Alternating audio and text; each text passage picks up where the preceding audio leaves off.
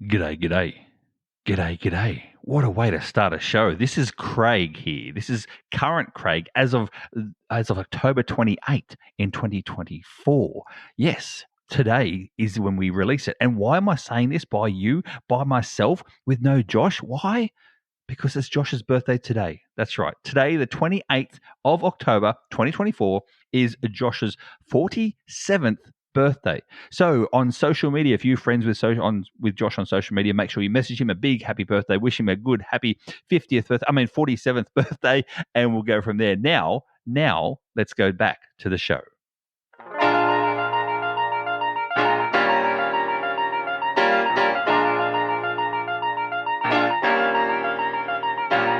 Do you love to travel? Do you love road trips? Do you love finding hidden treasures in towns all over the USA?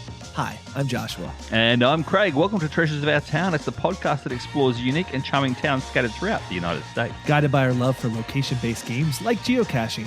Join us as we venture into some of the country's most intriguing destinations, uncovering hidden gems and local secrets along the way. And on today's episode, Josh, we've got a very special guest. We're going to talk about how travel has to shape lives, Josh. Travel to shape lives. Yes. And she's your friend. What's her name exactly? I can't say. Her name is Emmaline. It is Emmaline. Childs. I was Emmaline say, Childs. Emmaline. I wasn't sure, so I thought I'd let it to you. So there you go. Emmaline Childs is going to join us. There you go. Yes, she is a TikToker, Instagram personality here in Minnesota, and we're excited to talk to her. And I know she travels a lot, so that's why I decided to invite her on the show, and I'm really looking forward to chatting with her. She's always awesome to talk to. Yeah.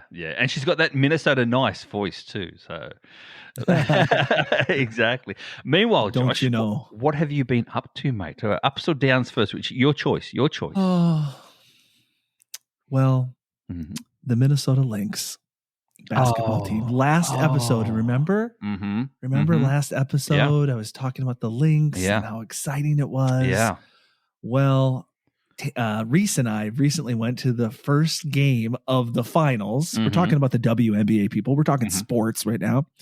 And we went, and the Lynx were doing amazing. They were up by 15 points, and then it was tied at the end of the game. And at the last second, the Liberty hit a very, very long three-point shot and just sucked the air out of the arena, and they lost. So as of the recording of this podcast, the Minnesota Lynx are now down 1 game to 2 games. And if the Liberty win tonight, it's happening tonight as we record this. Yeah. When you listen to this, it's all going to be over. They already know that it's either going to be a delay or an upgrade. So yeah, they know the results already. That's right. I am in the past.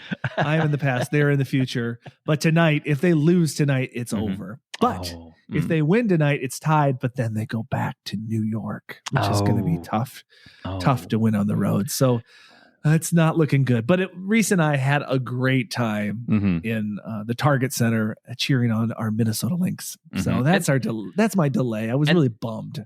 But that's what it's all about, though. It's that special time that you get you and Reese together. You know, the cheering, then the sighing, then the crying. You know, it's the emotion, the roller coaster. You're there for each other as the emotional roller coaster. So that could be a positive. That could be an upgrade too, Josh. Just saying. Yeah, that's true. Yeah, true. Absolutely. See, turn that frown upside down, mister. So there you I go. will. I will.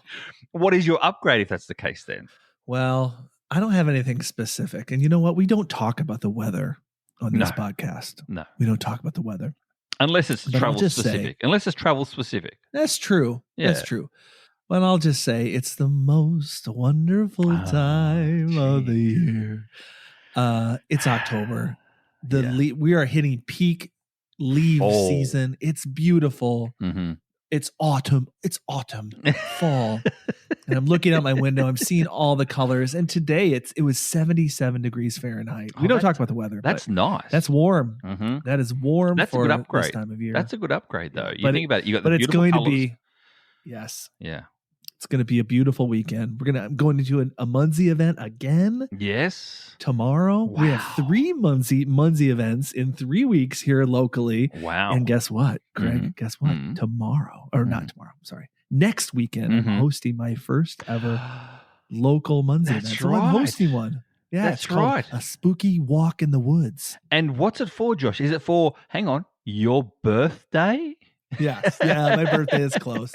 So if you play Munzie, you know when you capture the pins, you get cake. Yes. You get cake. Well, like, it's perfect. What a perfect thing. Perfect. We'll probably have some real cake, and then we'll get some digital cake, and it'll be a good time. So yeah, that's coming up next weekend. Most importantly, those who attend your Munzie event and they cap the actual event badge itself, they actually get a very unique and one-off badge too that you showed me the other day. Yeah, that's true. Yeah. You know, the badges are a nice little add-on. So even the people that live far away and they try to collect all the badges, they're not going to get this badge unless they show up at my birthday party. And we can't even say, make sure you get there because this episode is going to go out after your birthday. This is true. So happy belated birthday! My birthday's already happened. You guys in the future, right now, you are now experiencing a world where Josh is 47 years old. 47. Wow. 47. 50 is looming. 50 is closer for me, mate. It's only next year. So wow, we got to do something special. We'll see. But meanwhile, something special for me, and that is, it's actually my delay, and that is I'm trying to sell my car. You know, we've heard about this the entire time, and you know, me talking about my car on this podcast is like other podcasts talking about the weather by the sounds of it. But anyway. That's what it feels like to me, you know what I mean? So, but no, I've had enough. I came back from my last trip and things were happening again. I went back to the mechanic. He did fix it again, which is good. It was another issue, another sensor problem. So he replaced yet another sensor itself as well. Did the oil change and all that too. But again, that's just another $500. I'm like, how much money am I going to sink into this thing? Yeah. Meanwhile, it's decked out as a full camper. You've seen it. You know, it's got the solar on the roof and everything. So I'm trying to sell my car. Now I put it on like carsales.com, whatever the car sales one is. Already, Josh, within 24 hours, I've had 4 attempted scams. And these scams are very clever. They talk to you as human beings. Like they are human scams, and they're talking to you as humans, saying, you know, oh, what, anything wrong with the car? And I say no. Oh, when can I come and see it? They even know, like, cause I'm located where I'm located, which town I'm in. Yeah. So they say to them. So they say to me like, oh, I'm 3 towns away, and they give me the town name that they're supposedly from. Oh, I can pop over there. It's always I'll pop over tomorrow. Like I'll come over tomorrow. Right. Right. Do you take cash or check? Any issues with the car? I'm like, no issues with the car. Not now anyway. And and then they always say, you know, oh, I'll be there tomorrow, etc. Oh, by the way, before I come, this is where they get you. See, before I come, do you have a vehicle check history? And I'm like, yeah, I've got a Carfax. Oh, I don't trust those Carfax ones. Try this link for the vehicle history. Oh boy, you see, I'm like, yeah, no. So that's the scam. But this is after I'm talking back and forth, Josh. 20 plus messages back and forth before they get to that scam part. I'm like, it's so persistent. It's so persistent. And I've had 4 so far now already in the space of 24 hours. Anyway. So they try to take you to that link, and then what they're trying to get you to put your information in, basically. So the links themselves are like vehiclechecks.net or, you know, vehiclechecks.us, you know what I mean? Something like that. And what you do is you don't have to click that link, but if you go onto the website's a fraudulent website. So it'll say, you know, offer a full vehicle check for $2 or $3 for a full vehicle check. Enter your bank details here or your credit card details here. So so that's what they do. They try and get that way. Then they don't actually need to click the link itself, but they do. They're very smart. See, because people don't click links anymore. Oh my gosh!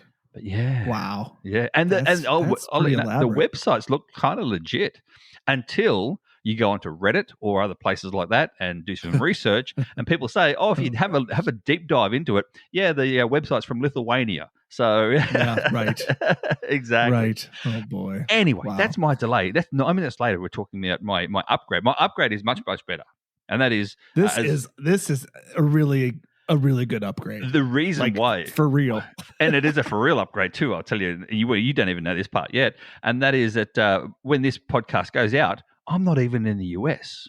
I'm still. You're gone. I'm gone. I'm in the UK. I fly out tomorrow from the US to the UK, and I'm doing the full UK, United Kingdom trip, not just England, not just Right. Wales, Ireland, Northern Ireland, Scotland, but all five in the full Wow. trip. So there you go. That's UK neat. plus Northern Ireland. So because Northern Ireland's not in the UK. Wow. So there you go.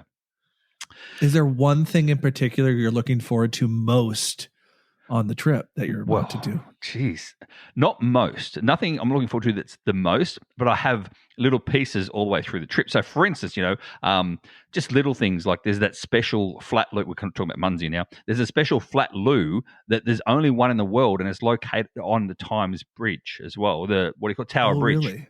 Huh. Yeah, so there's one and only flat loo. So I'll be capturing that. Speaking of Lou and Rob, I'm catching up with those two as well. Apparently, we're going to go in and see the the Black Cat Pub or something?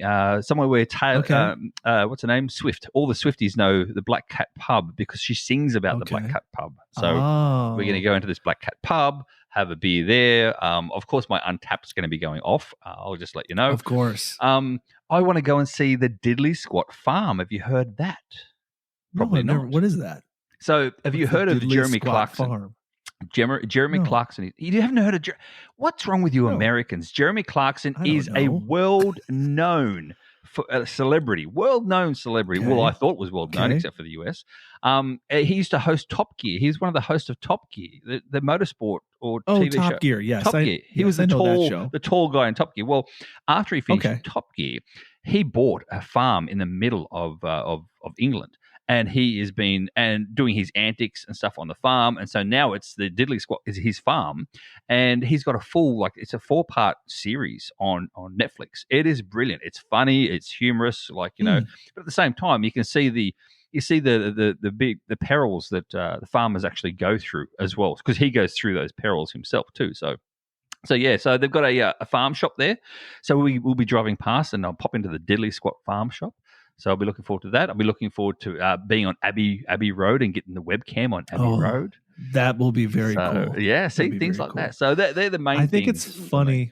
I think it's funny that the first thing you mention is not like Big Ben. No. It's not like any of that. Your first thing you mention is to click on your phone to collect a digital item.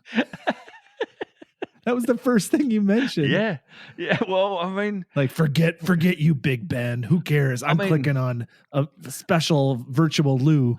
I mean, I will say, Josh, and that is for the first 2 days. We'll be having one of those hop on, hop off buses, like on, a cards thing where you can hop on, hop off the bus, the tourist bus, and they're the double decker buses with the open roof. So we'll be doing that for the first 2 days solid. And so we'll be doing the hop on, hop off. So we'll be seeing the Big Ben. We'll be seeing, the London Eye. We'll be seeing all that sort of stuff too. So that's cool. That's all part and parcel. And I am understanding of that. But you said what's special to me. It's more not just those. Yeah. See, I'm more unique than other people, Josh. That's what it is. Yeah, I guess so. But, now, one more question. Yeah. Will you be visiting the first geocache ever placed in Europe? I don't know. I haven't researched that. I hope so. I have to do that after this episode. So it's south. It's south of Dublin. So okay. Well, then when you get into Ireland, you just got to go south of Dublin. It's right along the sea. Okay. Well, then that's a big possibility. It's an ammo can. That's a big you gotta, possibility. I mean, come on. Yeah, Craig. Yeah. Come on. You got to find. You're going to regret if you don't find Europe's 100%. If it's Europe's first, 100%. Europe, yeah. So, it's kind of like it's kind of like Mingo for US Mingo. Exactly. But one more thing that I am really looking forward to, and you'll enjoy this as well, and that is in Northern Ireland, the top of Northern Ireland, we are staying at and visiting the world's oldest whiskey distillery. Ooh, 400 plus years old, this whiskey distillery. Wow. Yeah, it is old, like really super old, like before even the US was even around. Right. So it's funny. Yeah. it's funny, Craig, because like we visited like what the 6th oldest Yes. distillery in the United States, and that was not 400 years ago. No. Exactly. So, and we're staying right next door as well in the actual an Airbnb. Josh, you'll be proud of that, and I'll make sure it's got a hair dryer for you. I'll send you a photo. Oh, it'll have it, I'm sure. One more question. One more question, because I'm just thinking if I was going on this trip, what I'd want to do. Are you visiting Stonehenge? That's a good question. I don't know that yet. I'll have to have a look. I should have spoken to you a week ago. I'll tell you now. Clearly, you are not in charge of this itinerary. No. Well, maybe I was, and I was not doing a good job of it. So I don't even know. I'm kind of ignorant. This is a travel podcast about the U.S. I don't even know where Stonehenge is. I believe it's. I mean, okay, this is embarrassing. It's in England, right? You know what? I'm gonna have to look now as we speak. So you keep speaking about your inability. People are listening right now. Are you like, Josh? Are you kidding me? You don't know what country Stonehenge is in? I'm pretty sure it's in the UK. And the question is, Craig, is if you visit Stonehenge, is it going to be as awesome as Bamahenge? Okay, Stonehenge is in England. Okay, but thank goodness. But we won't be going anywhere near it. Oh, okay. Yes. That's down south, you see. So Stonehenge is sort of southwest of London itself, where we're going northwest directly and heading up through Birmingham, and then going to Wales from there as well. So whereas Stonehenge is on the southern side. So, well, yes. Craig, you know what? You were looking at your computer when I said it, but I'm sure it's okay because you've seen Bamahenge. This is true. Stonehenge was great. Like, you know, it was homemade. It was a replica. It was a replica. And that made sounds when you banged on it too, because it sounded like it was fiberglass. They were hollow. Yes, the rocks were hollow. That was a little different, but it looked the same to me. Yeah. We're talking about when we visited the Gulf Shores, there was a special Bamahenge. Exactly. Awesome. So there you go. All right. We've talked 17 minutes about our delays and our upgrades, but it is now time to bring in my friend and your soon-to-be friend, Emmaline Childs. Welcome, Emmaline. Hello. Thank you. Emmaline, good to see you. I've only ever seen you, as I said before, on your TikTok, and you look exactly the same as you do on your TikTok. Truly the ultimate compliment. I can't say that. Yeah, it's the best compliment. I'm excited to talk to you because we have something to celebrate. It's kind of weird for a creator to like talk about their own milestones sometimes, I think. So I just want to congratulate you. You hit 250,000 oh my gosh. Followers. It's insane. I cannot believe it. It's insane. It's crazy and humbling. It's amazing. And I will edit this and put a little screen thing over the top to where people go, woo, little woo. So there you go. So I'll do that too. And I'll keep this in as well. So I should first say how I met Emmaline. It was first on TikTok. You were like during like the pandemic or like shortly like the parts after it, you kept on coming up on my For You page when you were like you were doing lives. And I remember I was in one of your lives and I discovered that you live like fairly close to me, and I'm like, oh my gosh, he lives fairly close to me. And then of course, like the geo nerd I am, I was like, hey, have you ever heard of geocaching? And at that time, you're like, oh yeah, you know how like when the chat goes by very fast, and you're like, no, I think I've heard of it. Well, and I think that's the crazy thing about the internet, right? Is I think because I'm not in the geocaching world, or I wasn't, now I am, but because I wasn't, you had not crossed over my FYP or the algorithm had not brought you to me. However, we were both nominated for, outstanding social media personality here in the Twin Cities. And that's where I got to know your page, and I dove in. I was like, hold on. A lot of people like this guy. I need to know who this guy is. And so that's when I dove in. I was like, wait, geocaching sounds like a lot of fun. Like, let's talk about which is kind more. Yes. Now I know where I was going to say, Josh, now I know where I've seen it before, and that is you asked all your friends and family to vote for you, and I voted for you. But Emmaline, I'll say this as well. I did check out all the competition first and make sure that I voted for the right person. So, Josh, I don't think I actually voted for you. But yeah, so we met based on the fact that we were direct competition with each other, and it's kind of amazing that we are. Would we call it frenemies? Yeah, I don't think we're frenemies anymore. We maybe were frenemies, but now we're real friends because every once in a while, I think like a couple times over the past couple of years, we've hung out together at the Minnesota State Fair. Yes, absolutely. And we like ran into each other like at a restaurant one day. Like we really are in the same community. It's pretty great. Oh, and Emmaline came to my speaking of milestones, she came to my 100K YouTube subscriber party. The one that you missed, Craig. So Emmaline, Craig flew all the way from New Jersey to surprise me, and he ended up coming the wrong day. I come the day later, and it was actually Josh's wife's Tammy's fault, to be honest with you, because I said, "Is this the date?" And she's like, "Yep," and she picked me up from the airport and everything. So, but it was the day after, and he was already at work, and so I hung around with his wife and his daughter for a little while, doing some caching and stuff like that too, and then all of a sudden he pops his head around from coming in the door from work, and he's like, "What are you doing here?" That was so fun. Like what an achievement. I think that was. YouTube's not like an easy place to get that many followers, and so to achieve that, it was so fun to be there and celebrate with you. Yeah. Thank you. It did take 13 plus years. That work pays off. It does in the long form. It's harder in the long form than what is in the short form, but apparently. But we're going to talk about that as well, Emmaline, as well, and talk about your travels. We're going to talk about, your social media content, what you do, how you do it, and stuff like that too. So where can people see you in terms of your social media? Are you just TikTok at the moment? No, I am on TikTok. That is where I have the largest following. However, you can also find me on Instagram. I have approximately 20 followers on Facebook if you want to try to find me there. Awesome. And I am desperately trying to grow on YouTube. They did recently make their shorts so that it's up to 3 minutes, which I think is going to be a huge help for me as I try to do better and have longer form content. This will help in the interim, but you can find me most places.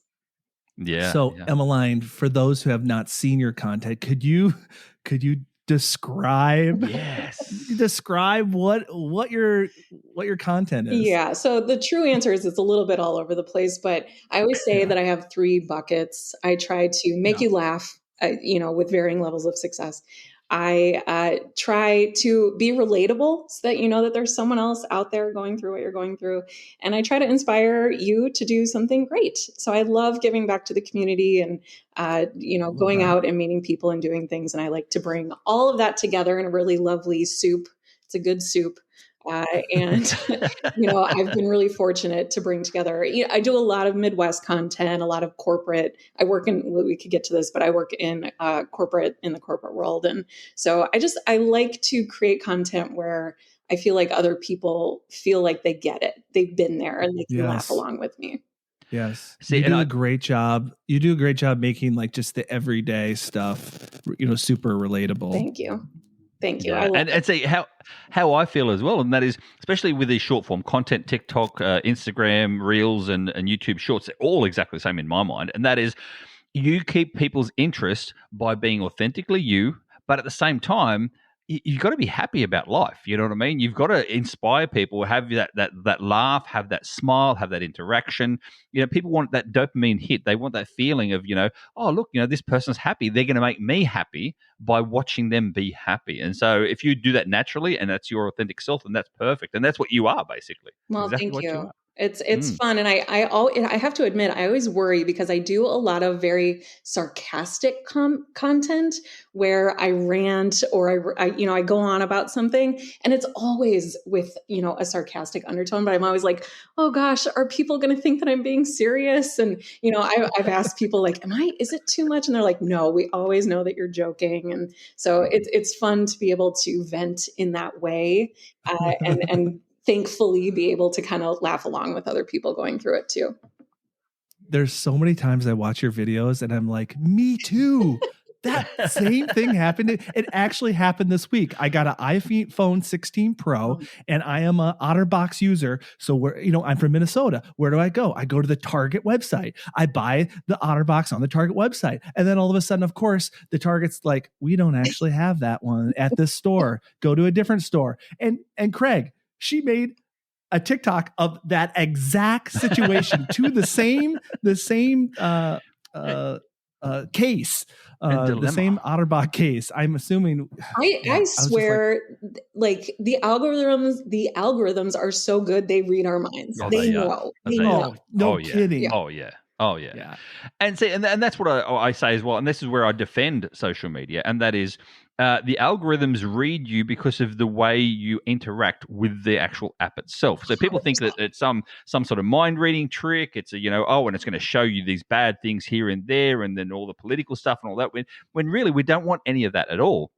But it does read exactly what you look at the most. It reads exactly what you look at for the longest periods of time, or which ones you literally flick past the fastest. And if you flick it past fast, then it's not going to show you that sort of style of content anymore. Yeah. What it's very good at too, and AI is very good at noticing within the 60 seconds or whatever it is, a short or TikTok may be, exactly what that TikTok's about and how it follows it. So it could be, you could be talking about travel. Then again, you could be talking about business affairs. You could be talking about, politics. You could be talking about the weather. Whatever it is, it knows exactly what the actual is holding people to that content, you see. And so, Absolutely. And then it's pushing out that content to other like-minded people. So that's where you always find that, I know myself and my wife, for instance, we're on two very different algorithms. I'd never heard of Mood Dang until she come along and said, "Oh, have you seen Mood Dang?" I'm like, "No, who's Mood Dang?" So I'm not on Mood Dang TikTok. So are you, well, Josh? It's funny because we know that I know that Emmaline is a Swiftie. Oh, yes. And when the Eras tour was in full effect, I think I saw that whole concert on TikTok before it even came to town. I posted it all. Yeah. Yeah. Do you know how much I am excited to be with you tonight? She is kicking off the final leg of her tour tonight. And I'm here with you instead of watching it on a grainy live feed on TikTok. Oh, wow. That's a lot about how I feel about you. We are so honored. That is so cool. So, Josh, is that an example of Minnesota nice? No, that Minnesota nice is more passive aggressive. Oh, so I take it the wrong way. Yeah, I think Minnesota nice is like nice. Hey, yeah, Minnesota nice is more like polite, but really like underneath it, there's deep rage and anger. Well, maybe there is. I don't know. Maybe there is. Maybe it. Exactly. Maybe she is then. Maybe that is Minnesota nice, and deep down she's like, "Hurry up and finish this conversation, boys. I need to watch something. Hurry up." Is in Miami right now. Exactly. Getting back to your travels, Emmaline, as well, because you said before you worked in the corporate industry and stuff as well, and I take it that's where you travel from. Is that where your travel origins are, and where you started your travel stuff? No, not at all. That was something that came later in life. Wow. No, my travel started much younger. I think growing up, I was very much, I cannot think of a single family vacation that didn't include visiting family. So, for example, we went to Colorado. We visited family, but then we'd stop by Pikes Peak, or we'd go to Tubac, Arizona, and then take a road trip to Las Vegas. So I never was the kid that got to just like go to Disney World or whatever. There was always like, well, we could really go visit Great Aunt Cecil. Let's make a trip of it. And so I grew up getting to see various parts of the country. But I think, the first inkling that I got that I would love travel was as a senior gift, my senior year of high school. My dad took me to New York City, primarily because I was obsessed with the show Total Request Live on MTV. Are you familiar with this at all? Yes. Josh is. I'm not. I'm from Australia. Craig's an Aussie. He doesn't know anything. It is the ultimate millennial TV show on MTV. We watch it every day after school, and I was obsessed. This was the Carson Daly era. But also I'd never been to a city like that. And so as my senior gift, my parents, it wasn't common for us to take trips like this. This was a big deal. Mm-hmm. This was a big gift. And my dad took me, and we were there for, I want to say like 4 days or something. This was August of 2001. So you can do the math on that. It was a big, it was a very different experience being there for my first time, and then going back multiple times after that into a totally different city. So I'm very grateful that I got that experience, that we got to go. The first thing off the airplane, we went straight to Times Square to the MTV studios so that I could be in the audience of TRL. Now here I am, the nerdiest kid that you've ever met in your life, on my own. And we get in line, and they're not picking, they kind of handpick kids to go in line because it's a small studio and they want it to look good for TV. Not picking me. My dad walks up to the producer. She's got the, headset and the clipboard. And he says, I really want to enjoy the rest of my trip. Please put my daughter on your show. Oh my gosh. Said, okay, have her dress more brightly. Come back tomorrow. We'll put her on the list. Dress more brightly. I must have looked, I don't know, lame. And so I came back, my best like bright red tank top with a butterfly on it, like very 2001. And we went back, and I got to go up and sit in the audience, and Michelle Branch was on, and Carson Daly was the host. It was a whole thing. But that trip, that was the reason that we went, right? But because of that, I also got to go to the Statue of Liberty, learn about Ellis Island and people immigrating to America, and got to visit the Twin Towers, and I got to, experience Times Square and these massive city lights that I just never experienced before. And that was it. I was like, I'm in, I'm here for this. This is what I want to keep doing. That's amazing. That was my first trip too, because my family was not especially not a big airplane trip family. Right. Like we were mostly going, when everybody was going to Disneyland and Disney World, I was going to Wisconsin Dells. I did that too. which is where you go when your parents can't afford to go to Disney World. You go to Wisconsin Dells. Yeah. The water park capital of the world. It's a great place to visit. I visited there as a fun fact. It's a fun place to visit as an adult too. But it's no Disney World. Did you do you did some travel in college too? Yes. Yeah. So, that trip to New York City really got me interested in learning more about the world. But at that point, I'd still never been outside the country. And then when I was in college, I went to Minnesota State Moorhead, and I learned that they had an exchange program with the University of Portsmouth in England. And it was a 1-for-1 program. The credits cost exactly the same. The only extra costs were kind of getting there and whatnot. And it was like kind of, click the, calculator keyboard, like, I think maybe I can make this work. And sure enough, I spent my entire junior year of college in England. Wow. It was formative, to say the least, in many, many ways. Yeah. Yes. But, when it comes to how it changed my outlook on the world, so many things happened that year. Like, I always say, and I think this is very similar. I haven't been to Europe in quite a while at this point, but once you're there, it's pretty easy to get around.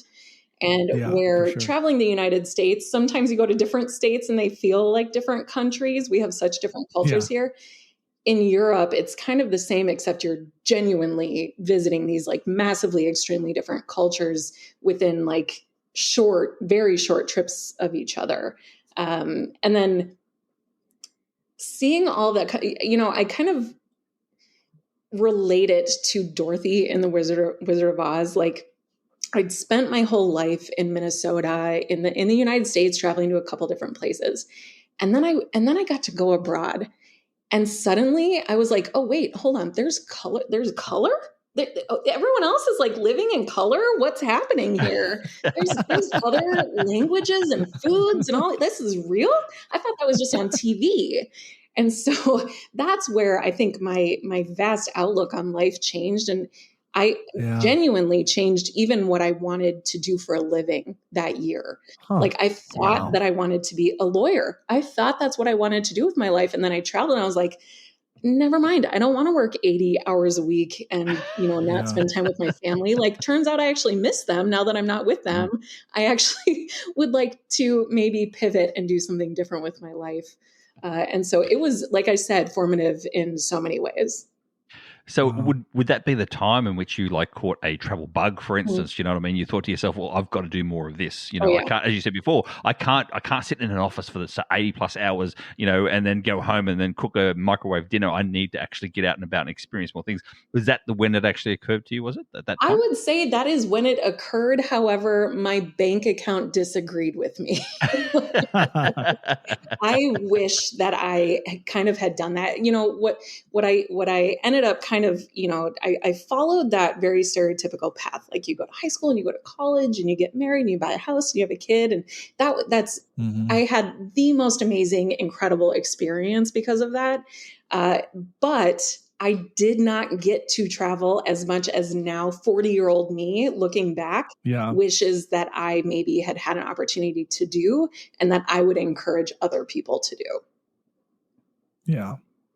That is I think that's a common story for a lot of people. Yeah. I mean, even travel within the United States, we, as you said, we live in a very large, diverse country. And it's like, I didn't get on an airplane till I was 16 years old. And I mean, I will never forget that trip. I did many of the things that you said. And when you went to New York as well. And it's just like, yes, it just opens up your world, and it just really has the ability to just completely change your worldview, which in turn ends up actually changing you as well. So, talk a little bit about travel now, because I follow you on social media. You do the corporate stuff, you do the Minnesota content, but I've seen you get on a cruise ship. Yeah. I even asked you. I don't know how it happened. I think I've become a cruise person. Does it just happen when you turn 40? I don't know. It's weird. I've never done it. And I asked you specifically, I've never been on a cruise. I never have. And I asked you specifically because you were like, whoa, you were like, I think you were like surprised, like Disney cruise is where it's at. Yeah. Oh yeah. And I could honestly, that's a whole other episode. I could go for miles on that. But I guess I'll back up a little bit. Like, after, we talked about, I did get that travel bug. And so I did travel as much as I could, and, often would take kind of like an annual trip-ish, as close as I could and as close as our budget would allow to, either a really spectacular place or maybe like a smaller trip somewhere a little bit more local. But about 10 years ago, I took a job where I was going to be able to travel for business, right? I made the big times at work. I got to travel to places like West Des Moines, Iowa, Madison, Wisconsin, better Milwaukee. No, I'm joking. Actually, what I love about those experiences was that I got to learn how incredible places like Des Moines and Madison actually are. Those are places I never would have voluntarily just taken a trip to. And now I know how incredible those places are, that there's really just beauty in every city that you go to if you look for it. But I did also get to go to Chicago quite a bit, which kind of scratched that itch of that big city life. I love Chicago. I think it's, a great kind of like slight step down from New York. It's a little bit more manageable. It's pretty close to the Twin Cities here where I live. But I've also been incredibly fortunate to get to travel to some pretty incredible places because of work, like Las Vegas or Nashville or Grand Cayman. I've kind of, I joke that I like lucked into that. I didn't. It's because of hard work and what I do every day at work that I've, been able to have those experiences for various reasons. I work in marketing. And so that allows for a lot of those types of opportunities. But I always pair that with personal trips. So I rarely go an entire year where I don't take at least one personal trip. That's fair enough. And that's the thing as well. And things like, as you said before, Nashville. I recently went to Nashville and I had Josh, you ready for this? I haven't told you this either. I had no idea about what Nashville was going to be like. I heard of Nashville as a big, big city, big town, whatever you want to call it. So I was doing a self-drive sort of tour, as I do. I've done several now around the US. And yeah, I thought I'm going past Nashville. I might as well pop in. I found a car spot for my car, and I got out and thought I'll just walk up and down the main street. Overwhelmed like galore. It was insane. Cool. It was I wasn't ready for it though, Josh. I hadn't prepared myself mentally, focus wise. So I literally just walked up one side of the street, turned around, crossed the road, walked down the other side of the street, and then got back to the car and went, I got to get out of here now. I'm done. For me, it was like the country version of Las Vegas. Yeah. Oh, like yes, it was like Las Vegas in cowboy boots and cowboy hats. That's what it is. That's a great description of it. Yeah. And with live music pumping out of every single place. Yeah. If you love music, there's a reason why it's called Music City, USA. Mm-hmm. My kids go to college, or currently one child goes to college about an hour north of there. So it's the airport that we get to fly into. So many trips to Nashville. Emma, I'm really curious. You've been a lot around the cities of the United States, and this podcast is really about, some of those hidden things, sometimes some of those underrated cities that people maybe don't always think about. I have two questions. First one, maybe you already mentioned it. What is your favorite U.S. city to visit? And then secondly, what is your favorite like underdog U.S. city that maybe people don't necessarily think about? Oh, favorite city is hard because I think it totally depends on my mood. Like if I'm in the right mood, it's Las Vegas. If I'm in the right mood, it's New York City or Chicago. You know what I mean? Or I just want to be on a beach somewhere. So it totally depends on mood. But I think those are like pretty obvious. But when we talk about hidden gems, I think back to my favorite. Now, again, there was, I need to be clear, there was family visiting involved in this, but then my family did go and have this other incredible stay. We stayed in Dover, Delaware. What? I'm going to write this down. Amazing beachside town. Okay. And we stayed at a bed and breakfast. And I think it was, memorable for me because I was like, 14 and I got to have my own room in this bed and breakfast. But, it had the most like incredible little town and the best hospitality and a beautiful beach. It gave like Cape Cod vibes. That was another really great trip that I took. We kind of snuck out during COVID.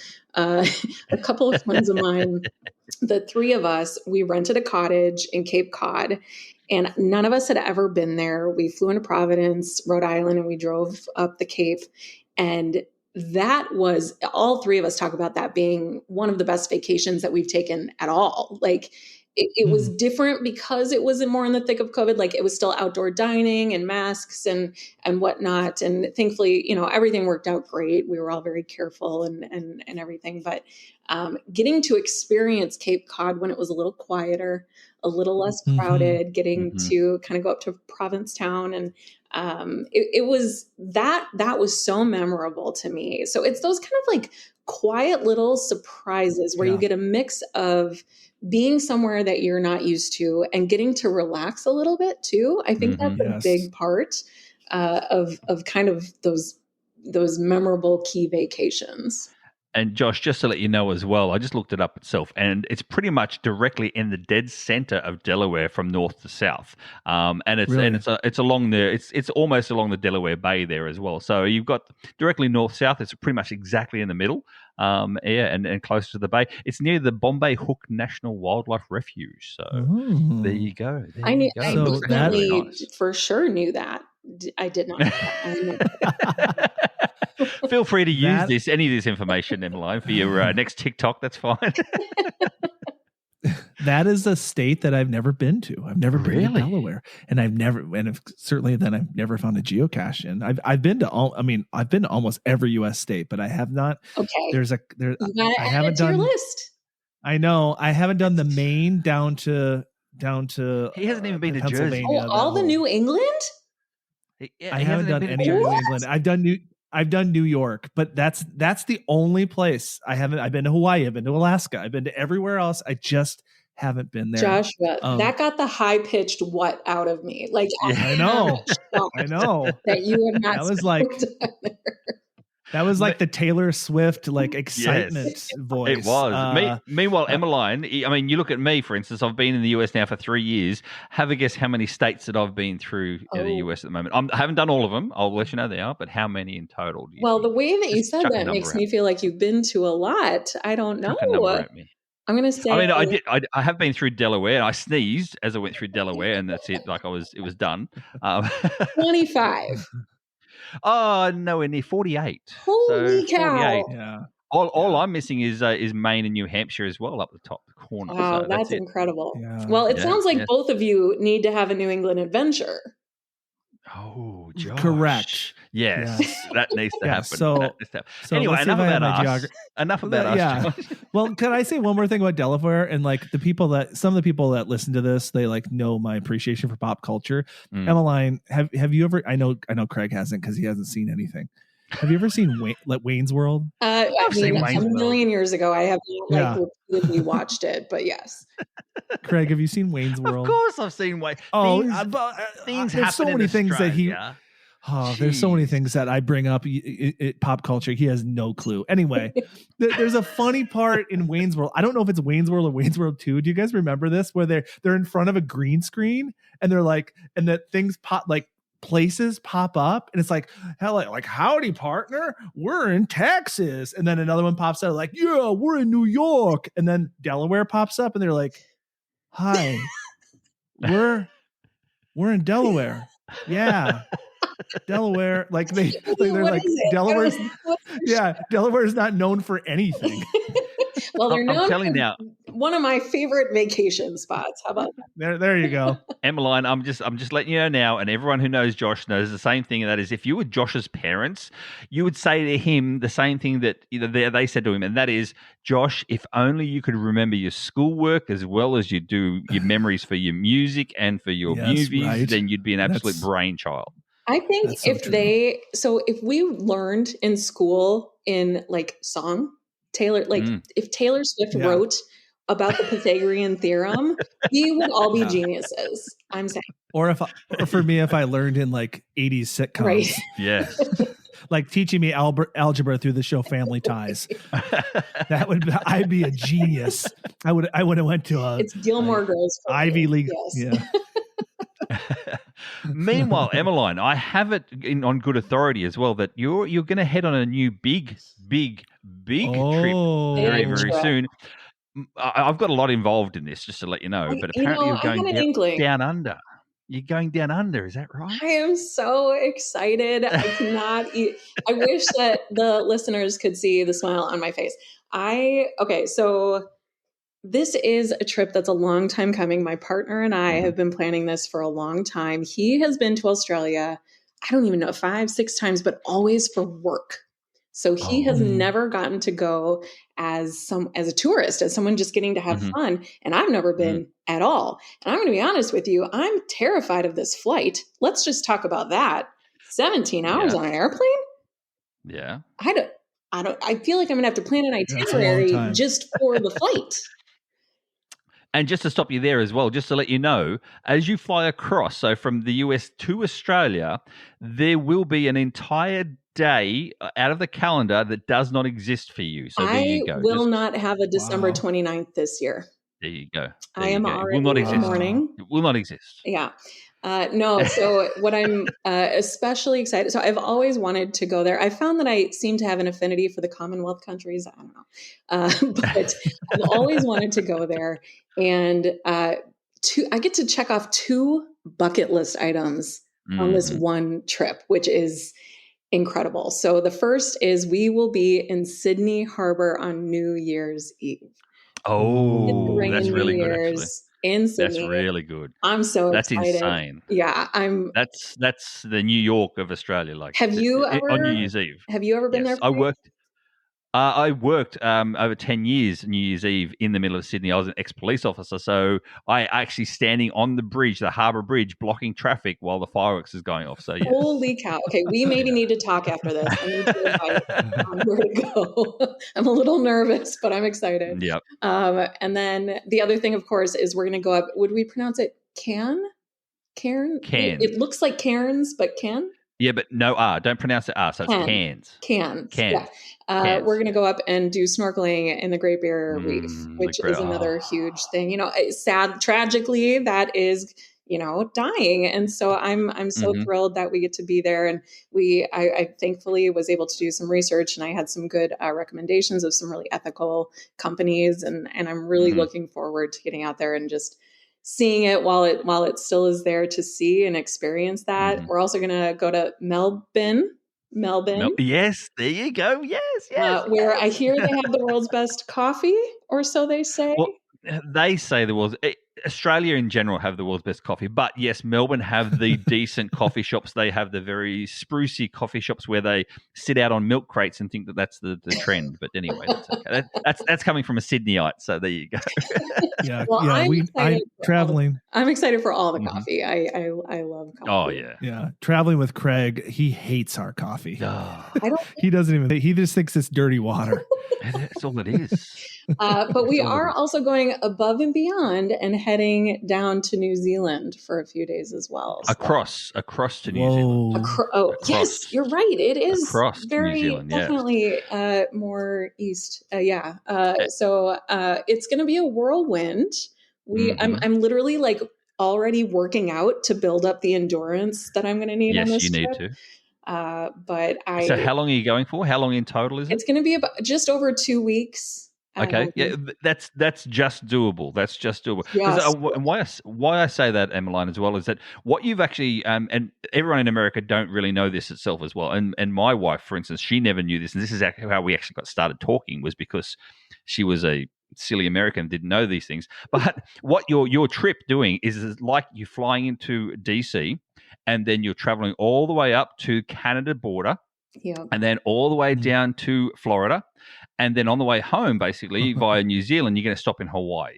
That's the sort of feeling to just give you people distances, US people distances. Yeah. That's the distance in which you'll be traveling. I know. We were booking the travel, and it was like, okay, so do we get a car? Do we get a train? Oh no, we need a flight. Oh, that's a 3-hour flight. You know, so we definitely are well aware of the crazy level happening here.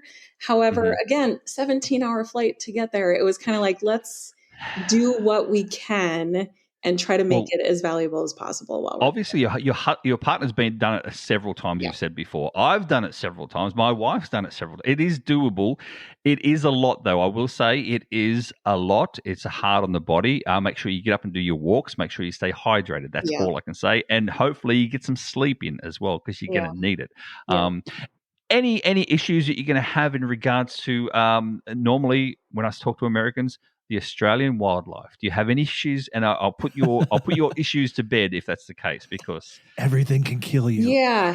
So it's funny. One of my kind of viral sounds on the internet is, it was really cold here in Minnesota one day, and I was reminding myself, we don't have earthquakes, we don't have hurricanes, we don't have alligators. We don't have earthquakes, we don't have hurricanes, we don't have alligators. So listen, here in Minnesota, we have it good. We have a very gentle life compared to a lot of places. Yes. I'm just going to say this. I am an arachnophobiac, hardcore.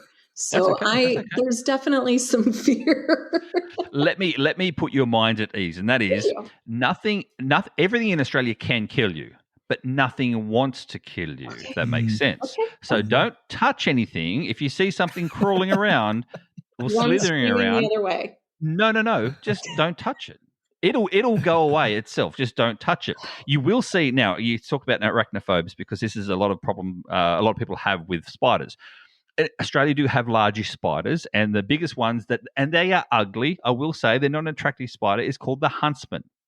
They're big and they're brown and they're furry, but they are good to have in your house because they take care of all the mosquitoes. They take care of all the cockroaches. There's no pests in the house, and they will not harm you. They will not bite you. They're not up for you. They are quick. But don't let that scare you. They're not after you. They won't crawl on you. They don't want to be around you. They just want the cockroach. They just want the next meal, but that's not going to be you. That's the same in everything in Australia. You are not on the menu of any animal in Australia, so don't worry about it. Not even the big great white sharks. You're not on the menu. So okay, good. Yeah. I will say I've watched enough Robert Irwin videos, and I see him get like real close to some questionable creatures that I think now, I've got a couple of reliable sources helping to reassure me a little bit. The only thing is, but again, you said before you have reputable people up in Cairns as well, and that is, I'm not sure the exact dates themselves, but there is what they call stinger season coming up. Now, Josh, you'll love this. You ready for this, Josh? And that is stingers. They're actually we call them stingers because it sounds nicer than box jellyfish. Box jellyfish are the number one most deadliest animal in the entire world. And they are off the coast of Cairns, like they are up there, but they're only in different seasons. Now, if it's stinger season, then they will give you a protective suit to wear so they don't actually harm you and won't touch you. Okay. So there you go. Okay, yeah, so that's all. I was going to say, I'm about to Google stinger season. Have a look at stinger season when it is. But either way, they will protect you. The people up there always, because they want tourists to come back. They don't want to kill off tourists. Yeah. Jeez. It's only happened a couple of times where people have actually died in Cairns, but that's a different story altogether. But you just do what Dory said, right? Just keep swimming, right? Just keep swimming. Yeah, if you can, it doesn't paralyze you. Didn't Dory get stung? I think Dory got stung. But just a general jellyfish. That was by a normal jellyfish, not a box jellyfish. I mean, if I'm honest, just the ocean alone freaks me out. Yeah, and so it's intimidating. Anything else is. I'm really like overcoming a fear here on its own, but it's important enough to me that I'm willing to do the hard work for it. Yes. No, you'll really enjoy yourself. And as I said, we'll talk later after the show as well if you have any other questions. And you can always message me afterwards as well. So anyway, Josh, I'm already having FOMO. I'm already having FOMO. It's not even. Josh has never been there.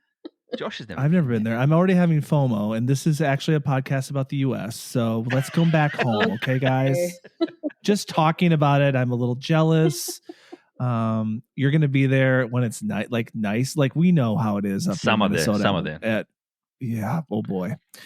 Okay. I'm really curious about this. You're not a social media creator for travel, unfortunately, but you sometimes. Well, but sometimes you travel, so sometimes you capture it. Yes. And when I watch social media, especially travel vloggers or travel things on Instagram, sometimes it romanticizes some of the travel.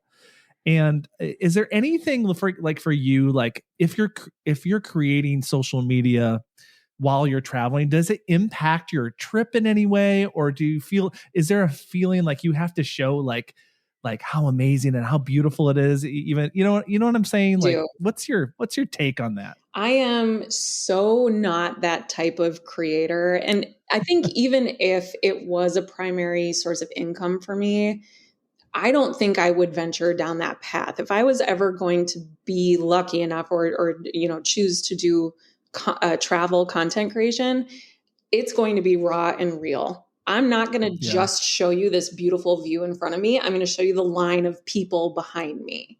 And so I think that it's that whole Instagram versus reality. I think internet has been wonderful for introducing people to new places and inspiring them to go visit somewhere, but it does a really bad job of setting realistic expectations about what's this budget actually going to look like? What's the travel time actually going to be? What's it going to be like when you actually get there? Is it actually going to look like that? Or have you seen a bunch of videos with filters? So I think, that's where I do this in my personal everyday content. I don't use filters other than however, the grainy filter is on TikTok anyway. But if I'm posting to Instagram or wherever, I'm showing it to you exactly how it came through on my camera. I want you to know exactly what my experience was. But sometimes it's tough just in a world where there's so much sponsored content, especially if somebody's being paid to visit a place.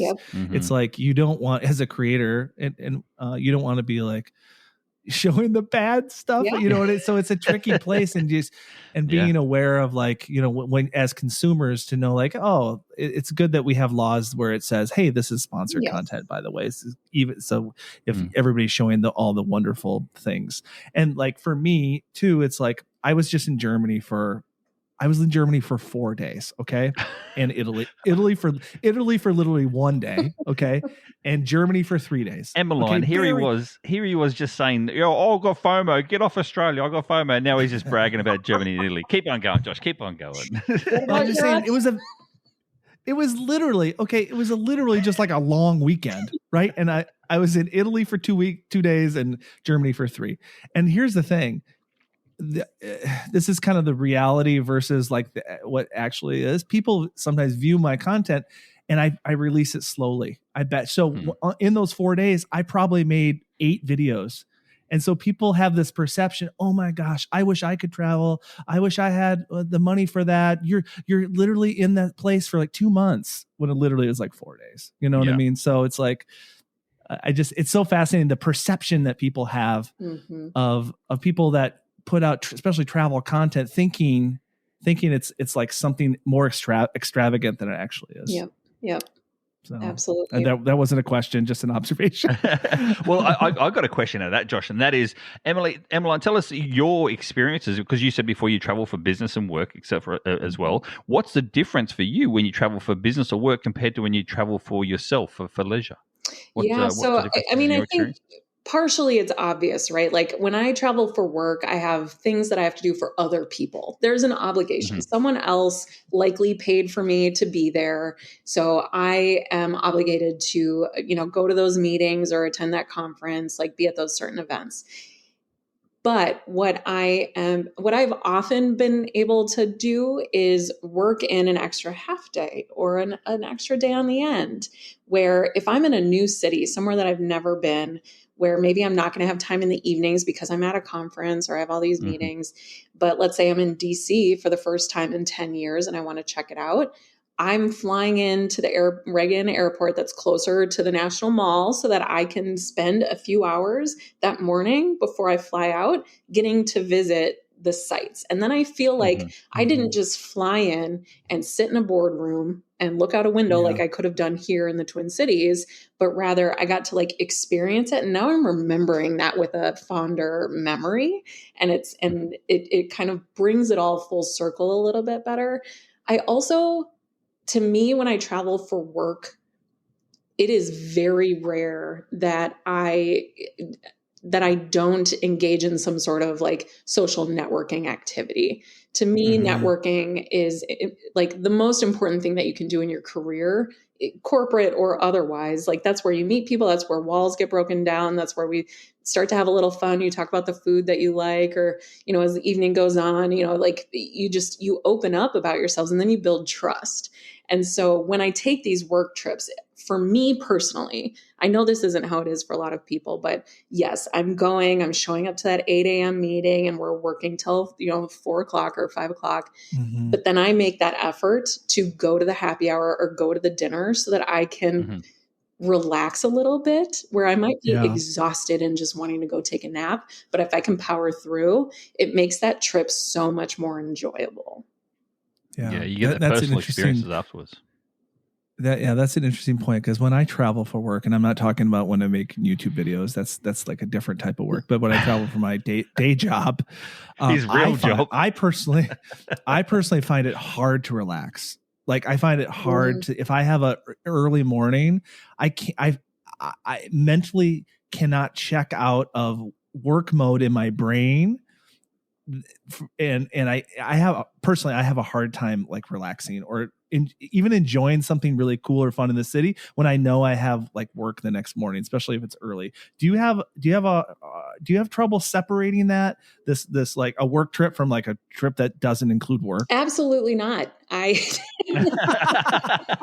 I'm glad for you. No, I truly, I am very, # blessed to have those kind of strong boundaries, and my brain just works that way. I know that is not how everyone works. Often we'll be out and people are like, it's time for me to go back. I got to prepare it for tomorrow, where I prepared for tomorrow a few days ago and I still feel good about that.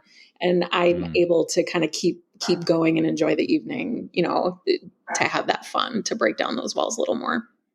Love that. Josh, guess what we're going to do? Because Emmaline, if you don't know, if you haven't heard our show before, I'm the timekeeper of our show. I'm the one that's in charge. Somebody's got to do it. I go and try and reel Josh in. And so what we're going to do, Emily, stick around, because I think for the next 10 or so minutes after this, we're going to do a little golden nugget, Josh, for the patrons. What do you think? A golden nugget coming out of the treasure box? Yes.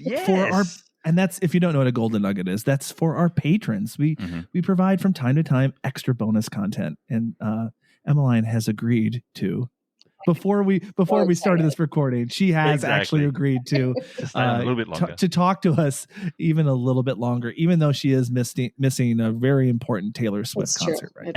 And Josh, we're going to tease everyone as well, because we're going to ask Emmaline for patrons only, and that is her bucket list places, where to go, where she's going to go, what's on her list, and also her travel tips as well. They're the main two questions we're going to ask for Emmaline. So if you want to be part of that, if you want to listen to Emmaline's bucket list and travel tips, Josh, how can people go ahead and do that? So if you're enjoying this podcast, we would love your support. This podcast is fully supported by listeners. By helping us, you're helping us to continue doing this, continue to create content, and keep it free for everyone. So please consider joining us at patreon.com/treasures of our town. And before we let Emmaline go too far as well, Emmaline, how can people find you on social media, etc. as well? So you can find me on TikTok, you can find me on Instagram, YouTube, Facebook. And I think that's it for now. That's a lot. Yeah. I think you know what? You should join. People need to join the 20 people on Facebook. Yes, please. Exactly. Be the first person. It's an intimate community. She's not going to maybe respond to all 250,000 people on TikTok, but you know what? If you're one of those 20 or 21, she's going to be like, hey, you're my best friend. Right? Exactly right. And of course, Josh, all the links for these, for Emmaline's social media, etc., is going to be in the show notes. But meanwhile, Josh, as well, we've got to shout out. We've got fan mail from last episode. We got fan mail. We got fan mail? Fan mail. That's First amazing. came from Mel. She's a patron as well, Mel. And she just said, yes, I would totally love to buy a shirt. Yay, I'm so glad. And then she says, yay, I'm so glad y'all enjoyed seeing my friend Brandon Giles performed in Alabama. Yes. Remember, it was Brandon Giles. We forgot his name, remember? Yeah, I didn't forget it. You forgot it. I did. But yeah, so there you go. So yes, she would buy a shirt. She wants a shirt that says, wants a shirt that says, they're proud of their town. That's a damn rare thing these days. Exactly. See, I got it in the show. I know. I got it in the show. You got it in the show somewhere. I know. We also had Minnesota boy. He says, great topic, guys. I love traveling with my mates, but I also love the freedom of solo travel, where I get to make all the decisions himself. Both have their ups and downs, but both have valuable experiences as well. So there you go. Yes, Emmaline, our last show is about solo travel. So yes, that's where that one honestly is so important. I love that. Yes. It was a great experience, and we really enjoyed it. We had a good show that episode too, Josh. So just saying. Sure. And our last one, because some people don't actually write their names when they do their fan mail comments, Josh. So the last one's from New York, and it says, "Awesome show. I saw Back to the Future in London, and it was amazing. Excellent interview and topic, and keep it up, guys." So there you go. From New York. So if you want to send us a fan mail, please just put your name in there somewhere for us to actually realize where it's coming from. Exactly. Yes. Otherwise, Josh, how can people find or contact us from here? Feel free to reach out to us at Treasures of Our Town Podcast at gmail.com, or you can follow us on Facebook, Instagram, X, and YouTube. So that's it for our show today. Please subscribe, rate, and review on your favorite podcasting app. And as always, Josh, may your travels always lead you to the most unexpected and amazing hidden gems around the world. See you next time, everybody. Thanks, Emmaline. That was so nice of you to join us. This was awesome. Bye.